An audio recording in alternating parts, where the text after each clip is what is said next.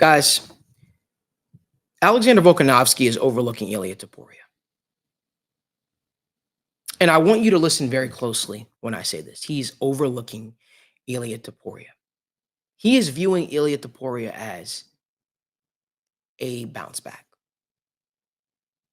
And I very seldomly come on my show, make a bold statement, and I'm wrong, especially when it comes to UFC. You see, I came on this show a few months back when everyone called me crazy, and I said Sugar Sean O'Malley was going to knock out Aljamain Sterling. That Sunday, the 20th of August, Sean O'Malley will be standing on top of the bantamweight division as the UFC bantamweight champion. And I said Aljamain Sterling was overlooking Sean O'Malley. People believed I didn't know what I was talking about. We know what happened. I said Dricus Du Plessis, I hope I pronounced his name right this time, was going to beat Robert Whittaker. I was told I didn't know what I was talking about. He did exactly that. I said the same thing about DDP beating Sean Strickland. I believe that Dricus Du Plessis is truly powerful, and I believe that one punch from a guy like Dricus Du Plessis can change the trajectory of a fight, and I think that's going to happen here. He did that. And so now I bring this to you. Alexander Volkanovski is already overlooking Topuria. And I think the reason is because, he already has it in his mind. As he said,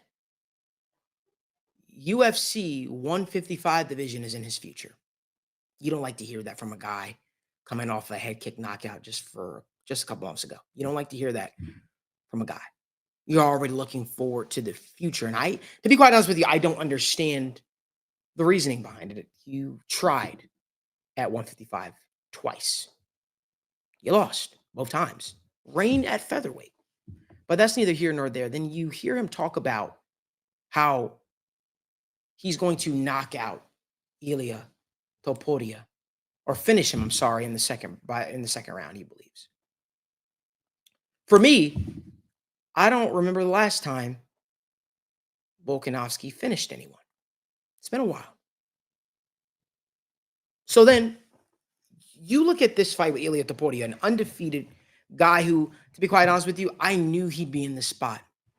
And I've said to people for years, Ilia Topuria is going to be an absolute monster for the UFC featherweight division. He's a guy that I do believe has upside at 155 as well. But let me bring to you this.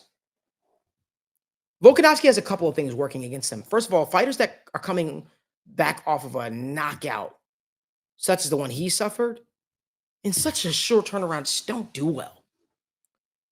You also have the championship factor of champions that are 35 and up don't do well in title defenses, in championship fights. They just don't do well. Ilia Topuria is coming in as the younger fighter, the fresher fighter. But for me, I don't know if Volkanovski has fought someone with the power of an Ilia Topuria, who truly has literally game-changing knockout power. And I think you're going to see that.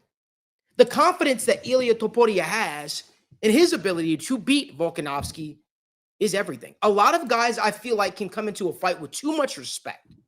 And it could be the fact that if you're undefeated, you probably come in with a little bit of arrogance, confidence of you feel almost untouchable. But I don't believe that. We just saw Ilia Topuria go 5 rounds with Josh Emmett, a guy who absolutely shut the lights off of Bryce Mitchell. So when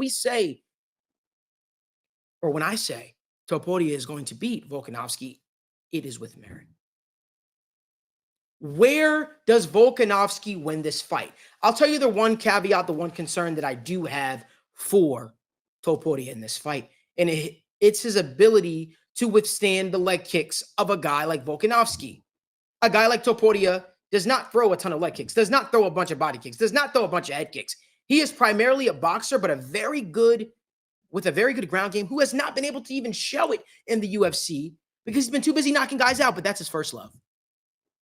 I think we're going to see a complete performance from Ilia Topuria on Saturday night. I think he beats Alexander Volkanovski.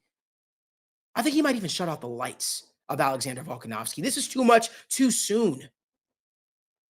This is a fight where, as I talked with John Anik, I said, I wonder, are we getting the best version of an Alexander Volkanovski? What I see with Alexander Volkanovski is a guy that still is coming to terms with his loss to Islam Makhachev. He blames it on the fact that he was drinking. He wasn't training. He wasn't this. He wasn't that. So now you're stepping into a championship fight at your weight class against an absolute killer. When we talk about a hitman, that is what Ilia Topuria is. And make no mistake about it, Ilia Topuria is coming to dethrone Alexander Volkanovski. Not to just dethrone Alexander Volkanovski. He's coming to take everything from Alexander Volkanovski. This is the scariest challenger Alexander Volkanovski has fought in his UFC career, including Islam Makhachev, with all due respect to the champion. Ilia Topuria is coming for everything. And I love the tweet that Tommy Aspinall put out. He says, as big of a Volkanovski fan that I am, I got to be honest with you. He is nervous, he said, for the fight with Ilia Topuria. And Tommy, we're right there with you. To me, I would have liked to see Alexander Volkanovski take more time to process that loss, heal, and then take on a guy in Ilia Topuria. But he didn't do that. He didn't decide to do that. He decided that he was ready and he was tired of waiting on the sideline. So here we are. We have an absolute banger at the featherweight division for the featherweight championship. And I think by this video, you could tell and knew. If you like more video content like this, give this video a like, subscribe to the YouTube channel, and turn on post notifications so you guys don't miss when we go live or upload content from the First Star Logistics Studio.